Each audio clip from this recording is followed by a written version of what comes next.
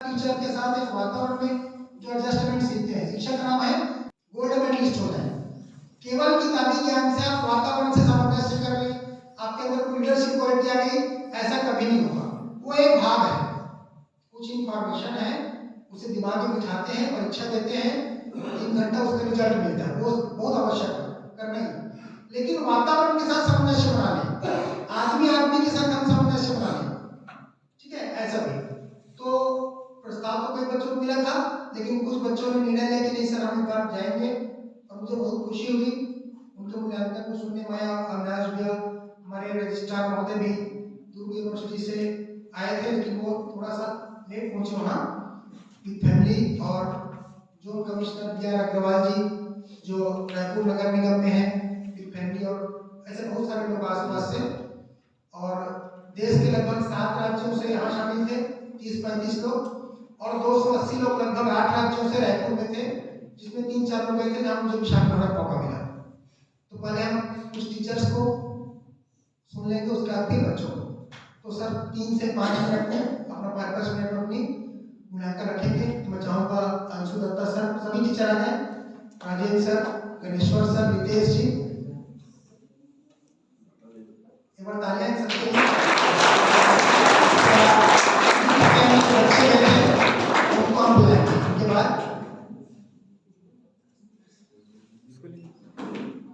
बढ़िए। पद्मश्री भारत सरकार ने 2000 में दिया, तो उनको 8 बड़े अवार्ड मिले हैं। अभी 12 साल से अमेरिका में रहते हैं। उनको जानकारी मिला, उनकी खोज थी कि यार जिंदगी के ऐसे बहुत सारी चीजें हैं जिसे हम अपने मेडिकल साइंस की पढ़ाई में नहीं प्राप्त कर पाए। और भी जो टीचर ने बुला लेंगे, कौन कौन है जोशी सर, देख लेंगे कौन कौन टीचर नहीं है।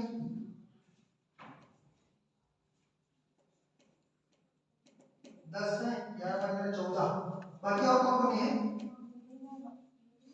अच्छा, वो एडमिशन के लिए और क्लास है, चौथी में ये है ना, ठीक। और कितने हम आ गई एडमिशन लेने वाली है, अच्छा ठीक है, चलिए उनको बुलवा लेंगे, है ना मैडम, आ जाइए। ओके, तो स्पेशली 7 दिन समय निकाल के वो इंडिया आए, मुझे इस चीज को समझना है, क्योंकि इंडिया में ही मिलता है, अमेरिका में तो मिलता है। बहुत सारी अपनी शैली में रखे, अभी था उनसे क्लास ऑफ के बाद उनसे बातचीत होती रही, और बहुत गदगद होके गए, है ना। और उनको निवेदन किया कि सर नेक्स्ट टाइम पे जब भी दोबारा इंडिया आना हो, हमें किस समय महाविद्यालय आपको बुलाएंगे, कि अमेरिका में आप बहुत बड़े रोबोटिक सर्जरी के डायरेक्टर है, बड़े इंस्टीट्यूट के, और बहुत बहुत बड़ा नाम उनका। विकिपीडिया में सर्च करेंगे डॉक्टर महेंद्र भंडारी, आपको दिख जाएगा, ठीक है। वो व्यक्ति 7 दिन स्पेशली इस चीज को समझने आए, और हमारे जो पूर्व मुख्यमंत्री डॉक्टर रमन सिंह, उनके सुपुत्र अभिषेक सिंह अपने पत्नी के साथ, और उनके 4 दोस्त अब्दुल्ला स्कूल कवर्धा के डायरेक्टर है प्रमोद अग्रवाल, वो अपनी पति पत्नी सारे लोग पूरा रहे। तो आराम से जैसा हम लोग खाना खाने के बाद अपना थाली धोते थे, वैसी लाइन लग के वो लोग भी अपना थाली धोते थे, आसपास लाइन लग के, ठीक है। ऐसा नहीं कि आप मुख्यमंत्री बेटे और सांसद हो तो जैसे सामान्य, मतलब जमीन से जुड़ा आदमी कुछ कर पाता अपनी जिंदगी में, वो सारी प्रक्रिया। तो ठीक है, सब लोगों का पहले मूल्यांकन हम लोग एक बार सुनते हैं, कैसा रहा, क्या फेल किए, उसके बाद अपने विद्यार्थियों को सुनेंगे, ठीक सर। तो सुना दिए सर, आते हैं आराम से।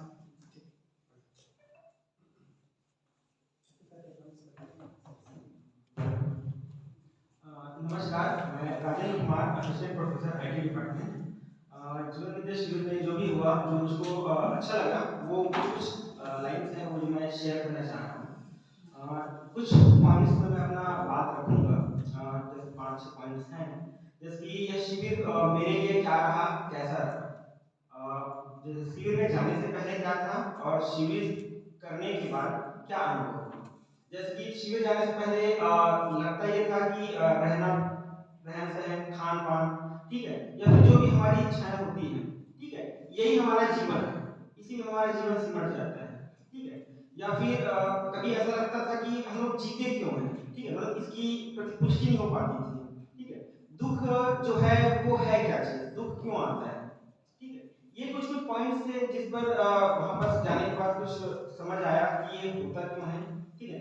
जैसे कि घटनाएं लगता था कि घटना जो होता है, घटना से ही सुख दुख होता है। ठीक है, सुख भी हो रहा है, ये भी घटना है, और दुख भी है, ये भी घटना का क्रम है। ठीक है, ये सब मुझको शिविर से पहले लगता था। ठीक है, और जब शिविर में गए हम लोग तो वहां पर बहुत सारी चीजें क्लियर होती गई कि सुख क्या है, ठीक है, सुख क्यों चाहिए, ठीक है, दुख का कारण क्या है। तो इसमें यदि देखें कि मेनली देखें तो इंसान की दो प्रकार की आवश्यकताएं होती हैं। ठीक है, एक शरीर की आवश्यकता है, एक मन की आवश्यकता है।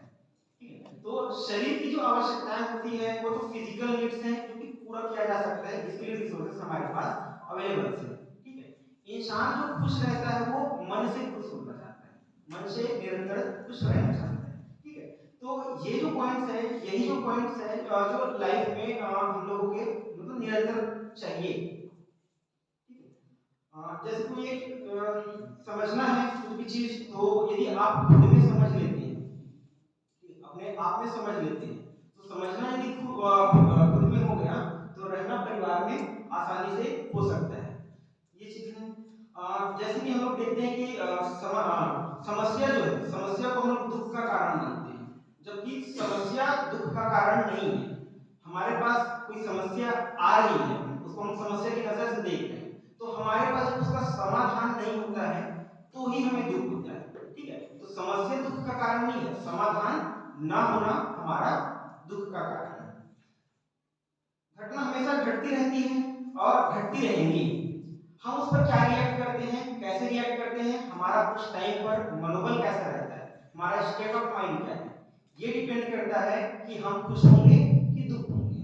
ठीक है, यदि उसको हम लोग अच्छे से एडजस्ट कर पाते हैं, एडजस्ट ना बोले, सामंजस्य अच्छे से बिठा पाते हैं, ठीक है, तो वही हमारा सुख का कारण है और सुख निरंतर है। कुछ विचारधाराएं हैं जिसको मैं शेयर करना चाहूंगा। जैसे कि लाइफ में आप देखें तो यदि पैसे को लोग बहुत ज्यादा महत्व देते हैं, ठीक है, तो पैसा महत्वपूर्ण नहीं है। यदि आप आदमी कमाते हो तो आपको आदमी नजर आए, यदि आप पैसा कमाते हो तो पैसा नजर आए। ये लाइफ का बहुत ही बड़ा फैक्टफुल बात है। ठीक है, कोई सिचुएशन आता है तो यदि आपके पास लोग होंगे, ठीक है, तो पैसा तो आ ही जाएगा, क्योंकि लोग कमाए रहोगे तो पैसा आपको मिल ही जाएगा अदर बाई प्रोडक्ट। ये चीज है। यदि लोगों को आप समानता दोगे, ठीक है, लोगों में समानता ढूंढोगे, लोगों से समानता रखोगे, ठीक है, तो वही आपका सम्मान है।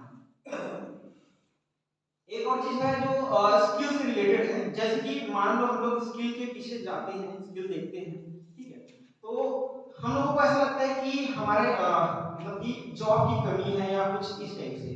ठीक है, तो जॉब की कमी नहीं है, जॉब सबके पास, मतलब कि प्रकृति में इतने जॉब्स हैं, इतने काम हैं, यदि ढूंढोगे तो यहाँ पर कमी है। ठीक है, मतलब कि अवसर की कमी नहीं है, हमारी योग्यताओं में कमी है। यदि आप इस बात को अपने आप में पुष्टि कर लेते हैं तो आपको ये पता चलेगा कि अवसर तो है, असीमित अवसर है, ठीक है, कमी हमारे में है कि हम उस योग्य नहीं हैं। सदुपयोग ही सुख है और दुरुपयोग ही दुख है। यदि कोई चीज है, उस चीज का सही तरीके से सदुपयोग करते हो तो सदुपयोग में ही आपको सुखी मिलेगी। कोई भी चीज का यदि आप दुरुपयोग करते हो तो यही आपका दुख का कारण बनेगी। समझ है तो गलती नहीं, गलती है तो समझ नहीं। यदि आप में समझ है तो आप कोई गलती नहीं करोगे, और यदि आप गलती करते हो तो ये समझना ही कैसे, ये भी है। समझना स्वयं में होता है, रहना परिवार में होता है। गलती करने से पता चलता है कि क्या नहीं करना है। हम गलती करने से नहीं सीखते हैं बल्कि सही से सीखते हैं। इस चीज को यदि ध्यान से देखेंगे, ठीक है, तो गलती करने से ये नहीं पता चलता, मतलब ये पता चलता है कि हमको क्या नहीं करना है। गलती किए हैं तो ये पता चलेगा कि क्या नहीं करना है। ठीक है, इसके बाद फिर गलती यदि करने से, मतलब गलती करोगे, ठीक है, गलती करने से नहीं सीखते हैं हम लोग, सही को सही तरीके से करते हैं तो सीखते हैं। ये चीज है। वहां पर हम लोगों का हर दिन 1 घंटे की गोष्ठी का प्रोग्राम होता था। गोष्ठी में जनरली दिन भर में हम लोगों ने क्या सीखा, क्या समझा, इस चीज के बारे में डिस्कस करते थे, जिसको हम लोग या तो ग्रुप डिस्कशन बोल सकते हो, या फिर एक दूसरे से दिन भर में क्या चीज सीखे हैं, समझे हैं, इसके बारे में हम लोगों की वार्तालाप होती थी। दिनचर्या जो है वहां पर थे तो एक अनुशासन के तौर पर भी था। वहां एक चीज देखने को मिला कि हर एक चीज समय में होता था। ठीक है, इससे हमको ये पता चलता है कि हमको नियमित रहना चाहिए, अनुशासन में रहना चाहिए और नियम में रहना चाहिए। ये चीज है। प्रकृति भी यही कहता है कि प्रकृति में बहुत सारे नियम, मतलब कि प्रकृति का खुद का ये नियम है कि हर एक चीज जो चल रहा है उसमें किसी न किसी प्रकार का नियम लागू होता है। तो हमको भी प्रकृति के अनुरूप जो हमारे लिए जो नियम डिजाइन है उस नियम को पहचान करके उस नियम को फॉलो करना चाहिए। दो चीजें हैं, अच्छा लगना और अच्छा होना। ठीक है, पहले लगता था कि अच्छा लगना ही सही है, बट वहां जाने के बाद पता चला कि अच्छा लगना क्या होता है। एक होता है अपीयरेंस, जिसको हम लोग अच्छा लगना बोलते हैं। ठीक है, एक है कि खुद में कैसा फील करना, ये चीज है। तो अब क्या है, अभी या वहां से आने के बाद, ठीक है, अच्छा होना ये ज्यादा बेटर लगता है। ठीक है, इसमें आपका आ जाता है आचरण, बिहेवियर। ठीक है, यदि आप देखेंगे कि अच्छा लगना एक प्रकार से टेम्पररी है, ठीक है, और अच्छा होना परमानेंट है। ठीक है, यदि जिस कपड़ा पहनते हैं, ठीक है, लग्जरियस लाइफ है तो कुछ टेम्पररी तौर से लगता है। ठीक है, यदि आप अपने आप में अच्छे हो और दूसरों को आप अच्छा मतलब होना प्रतीत होते हो, ठीक है, तो ये आपको परमानेंट सुख देगा। ये प्रकृति और परिवार के साथ यदि प्रतिपूरकता के साथ यदि जी पा रहे हो तो यही आपका असली जीना कहलाता है। सुझाव ये है, और सुझाव बोलूं या फिर या मेरे अपने आप में चेंजेस बोलूं, पहले लगता था कि जो कुछ भी मैं कर पा रहा हूं ये जो है ये मेरी योग्यता से, जैसे कि मैं आज समाधान में पढ़ा पा रहा हूं, ठीक है, ये भी मेरी योग्यता है, ऐसा मुझको लगता था। ठीक है, वहां गया, सब चीज को सोचा समझा, तब जाकर के अब मुझको लगता है कि मैं यहाँ पर आज जो भी खड़ा हूँ, ठीक है, तो इस पे मेरे परिवार का, समाज का और साथ ही साथ इस प्रकृति का बहुत ही बड़ा योगदान है। Thank you.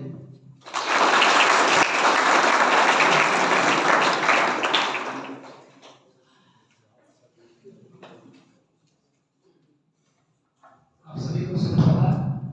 मैं असिस्टेंट प्रोफेसर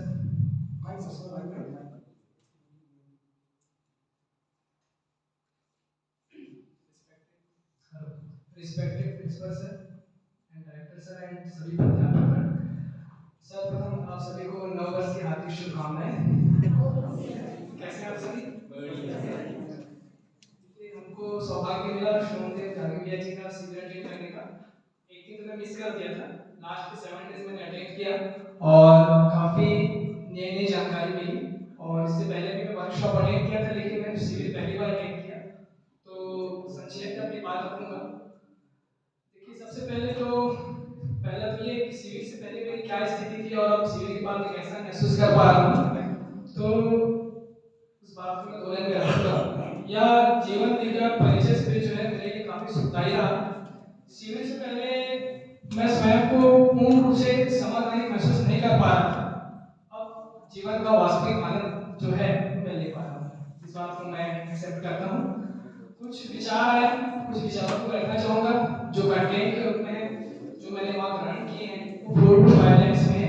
फर्स्ट, क्रिया शून्य या खाली स्थान को हर क्षण अनुभव करने से परम सुख या परमानंद की प्राप्ति होती है। अभी हमारी तरफ खाली स्थान है। खाली स्थान मतलब हम परमात्मा ईश्वर जो अखंड है, अद्वितीय है, निराकार है ना। हम परमात्मा को सिर्फ मूर्ति के रूप में ना देखें, जो पूरा खाली स्थान है जिसमें पूरा यूनिवर्स समाहित है, जैसे पूरा खाली स्थान आप देख पा रहे हैं, है ना। हम सभी इस खाली स्थान की शक्ति के अंदर ही हैं, उसको हम क्रिया शून्य बोल रहे हैं। इस बात की जानकारी, उसको आप खाली अनुभव कर सकते हैं। अगर आप उसको डेली अनुभव करते हैं तो आपको परम सुख और परमानंद की प्राप्ति होगी। सेकंड, दूसरा विचार ये रहा, जिंदा रहने का समान जीने के काम नहीं आता।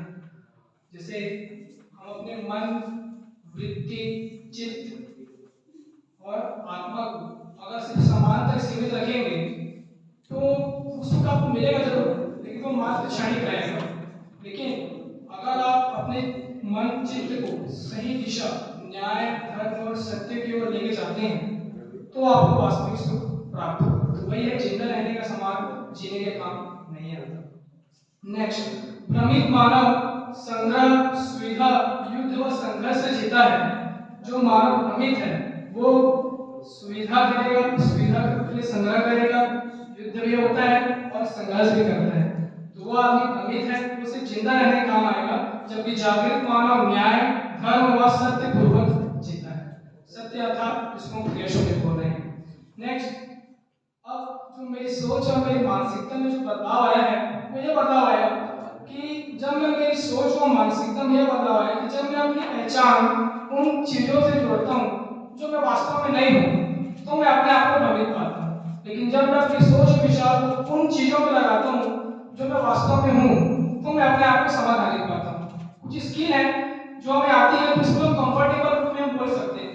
कुछ स्किल अगर नहीं आती तो आप ये नहीं सोच रहे कि वो चीज़ मुझे नहीं आती है, आ जाएगी।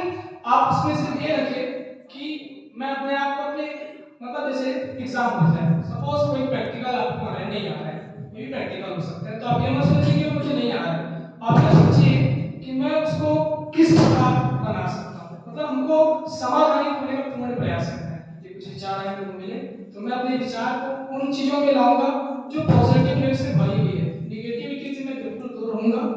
ये मेरे को बदलाव आया। नेक्स्ट, व्यवहार आयाम की बात करूं तो मैं स्वयं में समाधान, परिवार में समृद्धि, समाज में अभयता, प्रकृति में संतुलन स्थापित कर अपने जीवन को सार्थक व मीनिंगफुल व अर्थपूर्ण बनाऊंगा। जो पढ़ते हैं आप समाधान में ही पढ़ते हैं कि हम स्वयं में समाधानित हो जाए, परिवार में समृद्धि आ जाए, समाज में हम देखते हैं तो पूरी अभयता है, हम सब एक दूसरे से डरे हुए हैं तो वो अभयता आ जाए। प्रकृति का हमने बहुत शोषण किए हैं, असंतुलित कर दिए हैं, तो हमको उसमें संतुलन भी स्थापित करना है। अगर ये सब चीज में कामयाब कर पाया तब ये मेरा जीवन सार्थक कहलाएगा, अदरवाइज सब चीज खाना और पीना रह जाएगा बस। नेक्स्ट, अपनी दिनचर्या में अभिनव सीरीज मैंने अटेंड किया तो अब मेरी डेली रूटीन कैसे रहेगी उसको मैं शेयर कर देता हूँ। सुखी होने की अवधारणा व प्रक्रिया को जानने के पश्चात, देखिए हर चीज का एक कॉन्सेप्ट होता है, वैसे ही सुखी रहने का भी एक कॉन्सेप्ट है। हमको दुख ऐसे नहीं मिल जाता, दुख के लिए हम बहुत मेहनत करते हैं। सपोज दैट आपने कोई दुखद बात सुनी, अगर आप उसको अपने मन में रखे हैं, चित्त में रखे हैं, आत्मा में रख लिए हैं तो आप निरंतर दुखी रहेंगे। लेकिन अगर आप सुखी होने की सही अवधारणा, कॉन्सेप्ट को और प्रोसेस को अगर आप जान जाते हैं तो क्या आप दुखी होंगे? नहीं, मैं अपने आप को सुखी ही रखूंगा। तो जब मैं जान गया हूँ कि सुखी होने का प्रोसेस क्या है, सुखी किस प्रकार रह जा सकता है, तो मैं अपनी दिनचर्या ऐसा रखूंगा कि मैं अपने मन को हमेशा प्रसन्न चित्त, सकारात्मक ऊर्जा से परिपूर्ण, क्रिया शून्य या खाली स्थान की परमात्मा का हमको अनुभव तो करना ही है क्योंकि उनके बिना तो कुछ होता ही नहीं है। नेक्स्ट, प्रति क्षण अनुभव करूंगा प्रकृति के प्रति, जिससे आपको सब कुछ मिला है उसके प्रति कृतज्ञता व्यक्त करूंगा। ये सब चीज को अनुभव करते हुए मैं स्वयं भी अपने आप को नेचुरल फील करूंगा। हम भी प्रकृति ही हैं। देखिए आदमी जब मुस्कुराता है तो दिखावे में मुस्कुरा सकता है, आपकी मुस्कुराहट है नेचुरल होनी चाहिए, है ना। हर चीज नेचुरल होने का आनंद कुछ अलग ही है। नेक्स्ट, आगामी योजना ये है कि इस मैं अपनी खुशी को अपने तक सीमित नहीं रखूंगा।